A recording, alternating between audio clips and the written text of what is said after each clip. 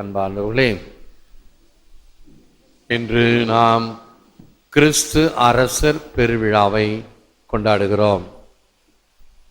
Christ the king என்ற வார்த்தைகள் அவருக்கு மட்டும்தான் பொருந்தும். ஏனென்றால் நாம் எல்லாம் வாழ பிறந்தவர்கள். ஆண்டவர் இயேசு கிறிஸ்து மட்டும் இறப்பதற்காகவே பிறந்தவர். நாமும் ஒரு நாள் இறக்கத்தான் வேண்டும். ஆனால் அவருடைய இறப்பு நமக்கு வாழ்வு, அவருடைய சிலுவை சாவு நமக்கு சாத்தானின் வலையிலிருந்து வெற்றி. அதை நன்கு தெளிவுபடுத்த யோவான் நற்செய்தியிலே இயேசு சிலுவையில் உயிர் துறந்தார் என்ற நிகழ்வுக்கு பிறகு சொல்லப்படுகின்ற நிகழ்ச்சி, ஆலயத்தின் திரைசீலை இரண்டாக கிழிந்தது என்று படிக்கிறோம். அதனுடைய அர்த்தம் என்ன? இதுவரைக்கும் கடவுளுக்கும் மக்களுக்கும் இடையே இருந்த தடுப்பானது, தடையானது இயேசு கிறிஸ்துவினுடைய இறப்பினால் அது அகலுகிறது. தம்முடைய மகிமையான சிலுவை பாடுகள், மரணம், இவைகளின் பலனை நாம் பெறுகிறோம். இதைத்தான் சற்று ஊர்ந்து கவனித்தீர்கள் என்றால், இந்த நற்கருணை ஆசீர் கொடுப்பதற்கு முன்னால் அதில் இந்த வார்த்தைகள் இப்படி வரும்: அவருடைய மீட்பின் பலனை நாங்கள் இடைவிடாமல் பெற்றுக்கொள்வோமாக. இயேசு கிறிஸ்துவனுடைய மீட்பின் பலன் என்ன? அவருடைய பாடுகளின் தாக்கம் என்ன? எதற்காக? அனைத்தும் நமக்கு இந்த விண்ணக வாழ்வை கொடுப்பதற்காக. புனித அகுஸ்தினாரின் வார்த்தைகள் கவனிக்க, கருத்தில் வைக்க, இன்னும் மனதில் ஆழ பதித்து கொள்ள முத்தான வார்த்தைகள். The Son of God became Son of Man so that the sons of men can become sons of God. இறைமைந்தன் மனிதரானார், மனிதர்களாகிய நம்மை இறைவனின் பிள்ளைகள் ஆக்க. ஆக ஆண்டவர் இயேசு கிறிஸ்துவை அரசராக நாம் போற்றி கொண்டாடுகிறோம் என்றால், இவர் தன்னுடைய மக்களுக்காக தன்னுடைய வாழ்வை இழந்தவர். இழப்பவரே தலைவர் என்று நாம் அடிக்கடி சிந்திக்கின்றோம். நம்முடைய கத்தோலிக்க உலகம் இயேசு கிறிஸ்துவை அரசர் என்று போற்றி புகழ்ந்து பாடி கொண்டாடி இந்த திருவழிபாட்டு ஆண்டை முடிக்கிறது. இதனுடைய இன்னொரு கருத்தும் நாம் கடைபிடிக்க வேண்டியதும் என்னவென்றால், நாம் பெற்ற இந்த பெருவாழ்வை பிறருக்கு கொடுக்க வேண்டும். ஒரு தலைவர் என்பவர் பல வகைகளிலே செயல்பாடை செய்வார். ஆல்பா தலைவர், ஒமேகா தலைவர் என்று. ஆல்பா தலைவர் என்றால் முன்னால் செல்ல வேண்டும், மக்கள் எல்லாம் பின்னால் செல்ல வேண்டும். நல்லாயனுடைய ஓமை சிறந்த ஓமை. ஆயன் முன்னே செல்ல, ஆடுகள் எல்லாம் பின்னால் செல்லுகின்றன அவரது குரலை கேட்டு. மக்களை முன்னால் சென்று விட்டு தலைவர் பின்னாடி வருவார். எல்லாரையும் எருசலேமுக்கு அனுப்பிட்டு கடைசியில எருசலேமுக்கு இவர் வருகிறார். இவர் எருசலேமுக்கு வருவாரா? அவர் தலை மீது ஒரு பேரம் பேசப்பட்டிருக்கிறதே என்றெல்லாம் பேசிக் கொண்டிருந்தார்கள். சீடர்களை எல்லாம் முன்னே அனுப்பிவிட்டு இறுதியிலே அவர் சென்றார். சாவுக்கு பயந்தவரா? இல்லை. ஆகவேதான் கெத்சமனி தோட்டத்திலே அவரை தேடி வந்த பொழுது அவர் முன்னாலேயே கேட்கிறார்கள், யாரை தேடி வந்தீர்கள் என்று இயேசு கேட்கிறார். நாசரேத்தூர் இயேசுவை. நான் தான். எல்லாம் மயக்கடிச்சு விழுந்துடுறாங்க. ஒரு தடவை இல்லை, 3 தடவை. என்னைத்தான் தேடி வந்தீர்கள் என்றால் என்னுடைய சீடர்களை விட்டு விடுங்கள் என்று சொல்லி தானாக அந்த சாவுக்கு உட்படுத்தினார். ஏனென்றால் மீட்பின் திட்டம் இவ்வாறு நிறைவேற வேண்டியிருந்தது. இத்தகைய மகிமை மிக்க பாடுகள் வேதனை நிறைந்தது. ஆகவே ஒரு சிலருக்கு இந்த சிலுவை பாதையில் ஒரு ஜெபம் சொல்லுவோம். முதல்ல திவ்ய இயேசுவை ஆராதித்து வணங்கி உமக்கு நன்றி என்று தோத்திரம் கூறுகின்றோம். அதே இதனில் உமது பாரமான சிலுவையை கொண்டு உலகத்தை மீட்டு ரட்சித்தீர். இல்லை இல்லை, பாரம் இல்லை, மகிமையான சிலுவையை கொண்டு உலகத்தை மீட்டு ரட்சித்தீர். இல்லை இல்லை, அவருடைய புனிதமான சிலுவையை கொண்டு உலகத்தை மீட்டு ரட்சித்தீர். அப்படின்னு 3 வகையா அதுக்கு பதில் இருக்கும். மகிமையான சிலுவை, புனிதமான சிலுவை, வேதனை நிறைந்த சிலுவை. அதை அவர் ஏற்றுக்கொண்டதினால்தான், இந்த பாடுகளின் வழியாகத்தான் அவர் மீட்பை நமக்கு கொடுத்தார், இரட்சணியத்தை கொடுத்தார். இறுதியிலே எல்லாம் நிறைவேறிற்று என்று சொல்லி ஆவியை துறந்தார். Mission accomplished. எதற்காக அனுப்பப்பட்டாரோ அந்த பணியை முடித்தார். எல்லாம் நிறைவேறிற்று. அந்த இயேசு காவியத்தில் சொல்லப்படும் 2ஆம் ஆதாம் ஆகிய இவர் தூணாக நின்றார். ஏதேன் தோட்டத்தில் வென்ற சாத்தான் வெங்காட்டு குன்றத்தில் வீழ்ந்தது. எல்லாம் அருமையான இயேசு காவியத்தின் வார்த்தைகள். பாருங்கள், இதுதான் அந்த மீட்பு திட்டத்தினுடைய ஒரு மகிமை. பாருங்கள், ஆபிரகாமின் மகனை பலியாக கேட்டார். உன் ஒரே மகனை எனக்கு பலி கொடுக்க வேண்டும். ஆபிரகாம் வேறு எந்த வார்த்தையும் பேசல. எல்லா கடவுளை நீ ஒன்னே ஒன்று கண்ணே கண்ணுன்னு கொடுத்துட்டு அதையும் கேட்குறிய நீ, இது நியாயமா? அப்படிலாம் ஒன்றும் அவர் கேட்கல. அவருக்கு எதிராக சொல்லவும் இல்லை. அந்த மகனை ஈசாக்கை கொண்டு போகிறார். அப்பா பையன் சொல்றான், அப்பா விறகு இருக்குது, நெருப்பு இருக்குது, பலிப்பொருள் எங்கே அப்பா? அவருக்கு தெரியும், நீ தான் பலிப்பொருள். அந்த விளக்கத்தை சொல்லுகின்ற ஆசிரியர்கள் கூறுகிறார்கள், தன்னுடைய மனத்தை கல்லாக்கி கொண்டு வேக வேகமாக அவனுடைய கையையும் காலையும் கட்டி அந்த பலிப்பீடத்தில் வைத்து கத்தியை எடுக்கின்றார். நெல், உன் பலி ஏற்கப்பட்டது, உன் மகனை கொல்லாதே, அதற்கு பதிலாக அந்த செம்மறி ஆட்டை நீ பலி கொடு என்று மாற்று பலி பொருளை ஆபிரகாமுக்கு காட்டின தேவன் ஏன் கிறிஸ்துவுக்கு பதிலாக மாற்று பலி பொருளை கொடுத்திருக்க கூடாது? செய்திருக்க முடியாதா? அது அல்ல. அப்பொழுதுதான் இந்த இறை மைந்தனுடைய மகிமை விளங்கும். மாணவர்களே, இவைகள்தான் தியாகத்தை நமக்கு வெளிப்படுத்துகின்ற பல உதாரணங்கள்.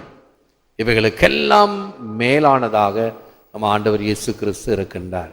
நானே உந்தன் தேவன், நீங்கள் எல்லாம் என் மக்கள், நான் உங்கள் ஆயன், நீங்கள் என் ஆடுகள், எனது குரலுக்கு செவிமடுங்கள் என்று இவரும் சொல்லுகிறார், தேவதாயும் சொல்லுகிறார், பரமதந்தையும் சொல்லுகிறார்.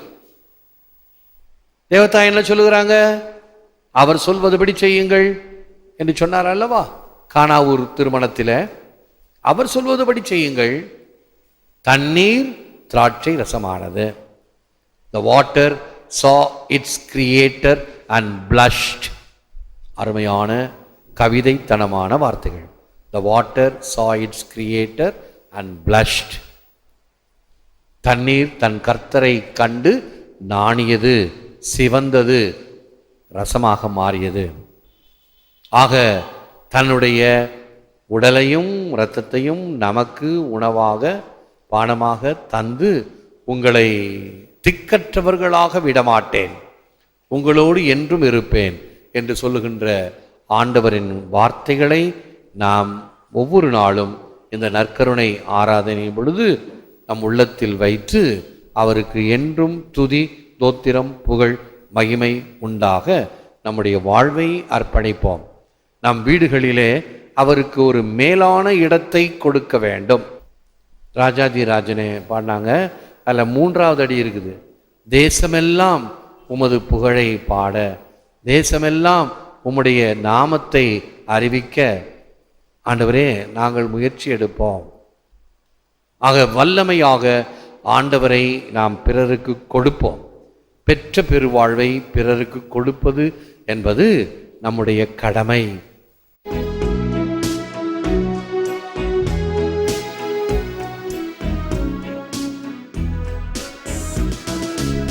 இயேசு கிறிஸ்து அரசருடைய அருள் ஆற்றல் அனைவருக்கும் கிடைக்கும் வகையில் இந்த திருப்பலியில் செபிப்போம்.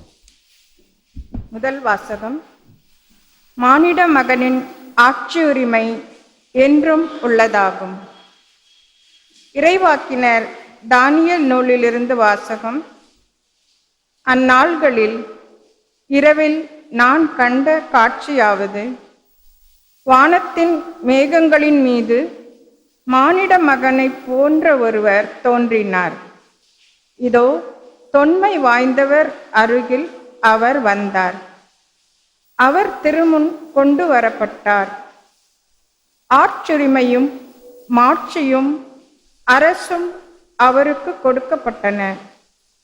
எல்லா இனத்தாரும் நாட்டினரும் மொழியினரும் அவரை வழிபட வேண்டும். அவரது ஆட்சியுரிமை என்றும் உள்ளதாகும். அதற்கு முடிவே இராது. இது ஆண்டவர் வழங்கும் அருள்வாக்கு. இறைவா, உமக்கு நன்றி.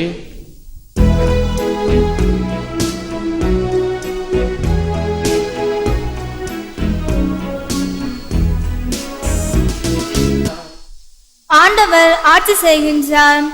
அவர் மாட்சியை ஆடையாய் அணிந்துள்ளார். ஆண்டவர் வல்லமையை கச்சையாக கொண்டுள்ளார். உமது அரியணை தொடக்கத்திலிருந்தே நிலை பெற்றுள்ளது. நீர் தொன்று தொட்டே நிலைத்துள்ளீர். உம்முடைய ஒழுங்குமுறைகள் மிகவும் உறுதியானவை. ஆண்டவரே, என்றென்றும் தூய்மையே உமது இல்லத்தை அழகு செய்யும்.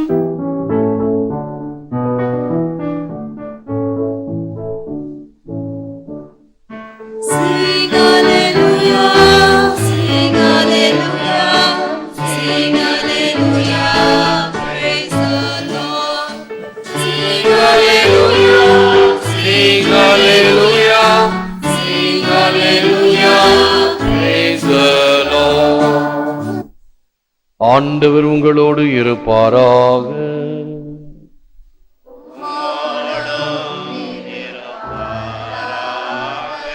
புனித யோவான் எழுதிய நற்செய்தியிலிருந்து வாசகம்.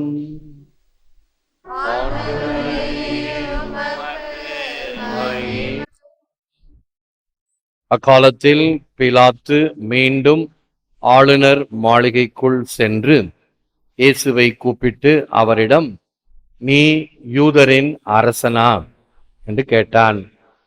இயேசு மறுமொழியாக, நீராக இதை கேட்கிறீரா, அல்லது மற்றவர் என்னை பற்றி உம்மிடம் சொன்னதை வைத்து கேட்கிறீரா என்று கேட்டார்.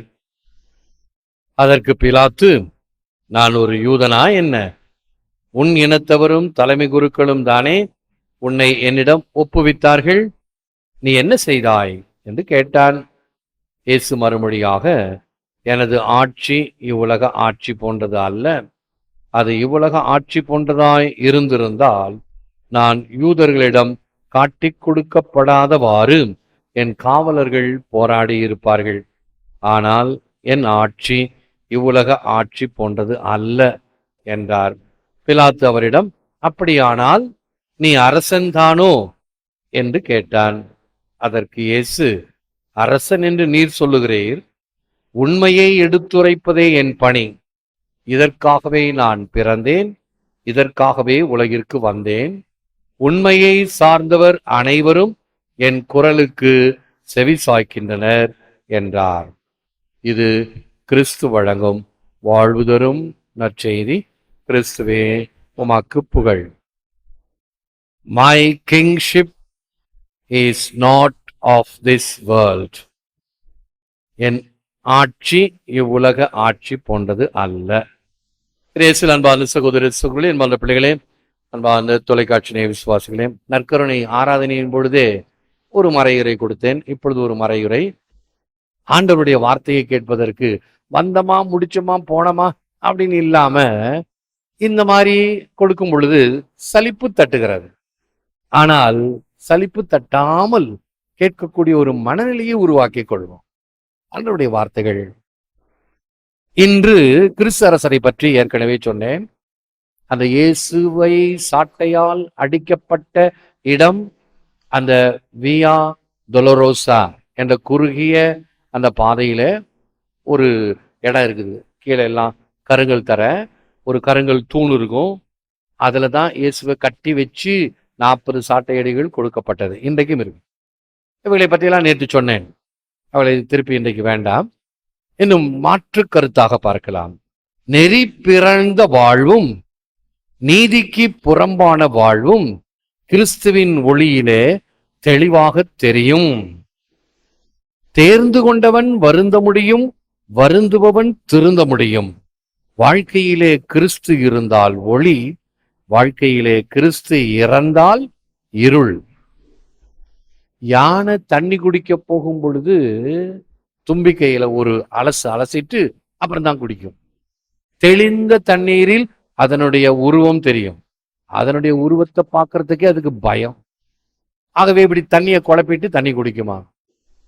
அதுபோல பாவ சங்கீதனம் செய்யும் போது பல வருடங்கள் பாவ சங்கீதனம் செய்யாம இருப்பாங்க. ஒன்னும் பாவம் இல்லை அப்படின்னுவாங்க. என்கிட்ட ஒரு இந்து மனிதர் ஒரு நாள் வந்தார். ஒரு வெள்ளிக்கிழமை சாயங்காலம் வந்தாரு. பூசையெல்லாம் முடிச்சுட்டு நான் அப்படி நிற்கும்போது, நான் பாவ அறிக்கை செய்யலாமா? பாவ மன்னிப்பு நான் வாங்க வேண்டும், மனசுக்கு கஷ்டமா இருக்குது, பாவ மன்னிப்பை வாங்கலாமா உங்களிடமிருந்து, அல்லது கிறிஸ்தவர்களுக்கு மட்டும்தானா? இல்லை, நீ பாவ மன்னிப்பு வாங்கலாம். எப்பொழுது பாவத்தை நினைத்து மனம் வருந்தி மன்னிப்பை கேட்கிறாயோ உனக்கு பாவ மன்னிப்பு வழங்கப்படும். அது கிறிஸ்தவர் தான் என்று கட்டாயம் இல்லை. அங்க அந்த பாவ சங்கீதத்தில் தொட்டி இருக்கு, அதுல நான் அமர்ந்து உனக்கு பாவ மன்னிப்பு கொடுப்பேன். வந்தாரு, சொல்லி வச்ச மாதிரி வந்தாரு. வந்து முட்டி போட்டு நான் செஞ்ச பாவங்களுக்கெல்லாம் பாவ மன்னிப்பு கொடுங்க. ஐயா, அப்படி கொடுக்க முடியாது. அதாவது பாவ மன்னிப்பு பெற வேண்டும் என்றால் த மேட்டர் ஃபார் கன்ஃபெஷன் என்பது எந்த பாவங்கள் சொல்லப்படுகின்றனோ அவைகளுக்கு மன்னிப்பு தோராயமா கொடுக்குறதா இதான் இருக்கவே இருக்குது. எல்லாம் வல்ல இறைவன் நம்பி இறக்க வைத்து நம் பாவங்களை மன்னித்து நம்ம நித்திய வாழ்வு அழைத்து செல்வராக பொதுவில் சொல்றோம் அல்லவா? அது பொதுவான பாவ மன்னிப்பு. தனிப்பட்ட வகையில் பாவ மன்னிப்பு பெற வேண்டும் என்றால் பாவங்கள் அறிக்கையிடப்பட வேண்டும், அதற்காக வருந்த வேண்டும். ஆகவே இந்த பல வருடங்கள் செய்தவர்கள் எல்லாம் இப்படித்தான் தங்களையே பார்த்து கொள்ள கூசுவார்கள். ஒன்றுமில்லை, காம்ப்ளசன்சி என்று சொல்லுவாங்க. அப்படியெல்லாம் ஒன்றும் பெரிய பாவம் நான் ஒன்றும் பண்ணல. ஆனால் ராயப்பரை பாருங்கள், அந்த மீன்கள் 2 படகுகள் நிறைய கண்டதும் ஆண்டவரை பார்த்து என்ன சொல்லுகிறார்? ஆண்டவரே, பாவி என்னை விட்டு அகலும், நான் ஒரு பாவி, வல்லமையான வார்த்தைகளை படைத்த நீர் நிற்கிறீர், உடைய வார்த்தையினால் இவ்வளவு மீனை என் வாழ்க்கையிலே பார்த்ததில்லை. காலையில மீன்கள் கிடைக்காத நேரம், செம்பளவர்கள் எங்களுக்கு தெரியும் எந்த இடத்துல போனா என்ன மீன் கிடைக்கும், அத்துப்படி. அப்படி இருந்தும் உன் வார்த்தையை நம்பி வலைகளை போட்டேன், வலை கிழியும் அளவிற்கு மீன்பாடுகள் என்னை விட்டு அகலும், நான் பாவி. எப்பொழுது? இறை தரிசனத்துக்கு முன்னால் பாவியானவன் தன் பாவத்துக்காக மனம் வருந்துவான், தன்னையே அவன் ஏற்றுக்கொள்ள தயங்குவான். ஆண்டவரே, நான் பாவி. அதைத்தான் அந்த ஆயக்காரன் ஆலயத்துக்கு வெளியே நின்று, ஆண்டவரே நான் பாவி என்று வானத்தை ஏறெடுத்து பார்க்கவும் துணியாமல் குனிந்து நின்று தன் மார்பை அறைந்து கொண்டு நான் பாவி என்று பாவ மன்னிப்பை கேட்டானே, அவன் இறைவனுக்கு ஏற்புடையவனாக சென்றான். ஆக இன்று கிறிஸ்து அரசர் திருவிழாவை நாம் கொண்டாடுகிறோம். நெறி பிறழ்ந்த வாழ்வு, நீதிக்கு புறம்பான வாழ்வு கிறிஸ்துவின் ஒளியிலே தெளிவாக தெரியும். கிறிஸ்துவின் ஒளி இருந்தால் தெளிவாக தெரியும். தேர்ந்து கொண்டவன் வருந்த முடியும், வருந்துபவன் தான் திருந்த முடியும். ஊதாரி மைந்தன் ஓமையை பாருங்கள். இங்கே இந்த நிலையில் இருக்கிறேன் நான் என்று அறிவு தெளிந்து, இன்றே எழுந்து நான் என் தந்தையிடம் சென்று என்ன சொல்வேன்? சரிப்பா, நடந்து போச்சு, மன்னிச்சுக்குங்கப்பா. இல்ல, தந்தையே உமக்கு எதிராகவும் வானகத்துக்கு எதிராகவும் குற்றம் செய்தேன். என்னை மகன் என்று அழைக்கப்பட நான் தகுதியற்றவன். என்னை வேலைக்காரர் ஒருவராக ஏற்றுக்கொள்ளும் என்று சொல்லுவேன். அதுதான் உறுதியான பிரதிக்கினை. புழுதிக்கு வந்தது அன்பு, 2 முறை வந்தது என்று இயேசு காவியம் சொல்லும். 2 முறை ஏன் வந்துச்சான்? முதல்ல இவனுக்காக, ஊதாரி பிள்ளைக்காக. 2வது மூத்த மகனுக்காக. அவனும் குரங்கு பிடிச்சுக்கிட்டு இருந்தான் வெளியில, நான் வரமாட்டேன் அப்படின்னு. அவனுக்காகவும் அன்பு வந்தது. அன்பு வீதிக்கு வழிந்தது. அன்பினுடைய அந்த தெளிவை பாருங்கள். தேர்ந்து கொண்டவன் வருந்த முடியும், வருந்துபவன் திருந்த முடியும்.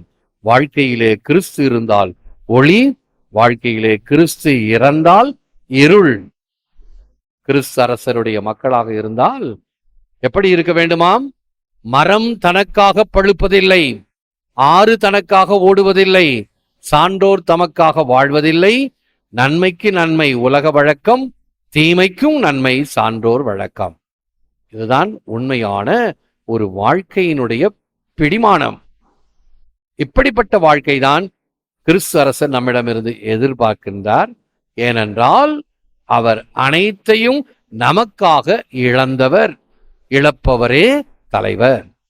ஏதாவது தனக்கென்று வைத்துக் கொண்டாரா? எதுவும் இல்லை. கடைசி துளி ரத்தம், தண்ணீர் முதலாய், தன்னுடைய தாயை முதலாய் நமக்காக கொடுத்தவர். ஆகவேதான் இன்று அவர் அகில உலகத்துக்கும் எல்லா மக்களுக்கும் மன்னராக, தலைவராக விளங்குகிறார். 2 வல்லரசு நாடுகள் இருந்தன. Russia 1, America 1. ரஷ்யா வல்லரசா இருக்குதா? இல்லையே. துண்டு துண்டு துண்டா போயிடுச்சு. அமெரிக்கா தப்பிச்சுக்குச்சு. அங்கேயும் ஒரு சூட்சுமம் இருக்குது. டாலர் நோட்டை எடுத்து பாருங்க. In God we trust. எல்லா டாலர் பில்லிலும் இன் காட் வி ட்ரஸ்ட் என்ற கடவுள் நம்பிக்கை அவர்களுக்கு இருந்தது. கடவுளாவது மண்ணாங்கட்டியாவது ஒன்றும் கிடையாது. என்னாச்சு அது?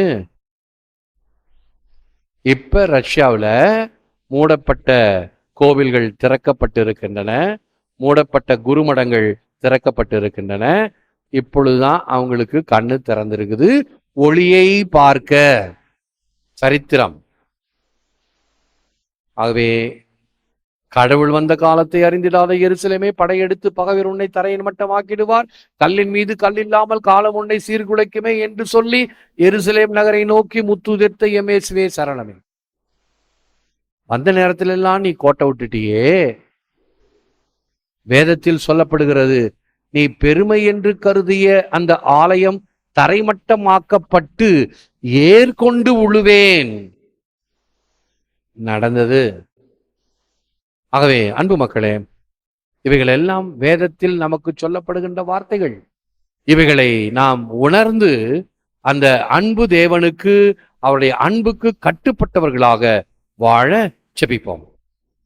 அனைத்தின் முதலும் முடிவுமானவரே, அளவில்லாமல் அன்பும் உயிரும் அளிப்பவரே, உண்மையின் ஊற்றிடமே, அழகின் வடிவே, நன்மையின் பெருக்கே எங்கள் இறைவா, எங்கள் இதயங்களின் ஒரே ஒரு ஏக்கமே, மங்காத தூய்மைக்கு அழைக்கும் தூயவரே, இடைவிடாத அன்பினால் எமக்கு வாழ்வளிப்பவரே, உடைத்தெறியும் அப்பா, எம் உள்ளத்தில் இடம் பிடித்துவிட்ட சிறு சிறு தெய்வங்களின் சிலைகளை கொடைதரும் வள்ளலே, உமக்கே ஆராதனை, துதி, தோத்திரம், நமஸ்காரம்.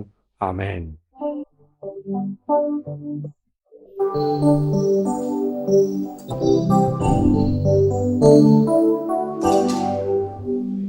Sing Lord, sing Lord, sing Jesus, sing on whoever you want. Sing Lord, sing Lord, sing Jesus, sing on whoever you want. Lord, is the road to use or abuse, life in the great or the small. Each one of us has the power to choose whether to notice or just ignore.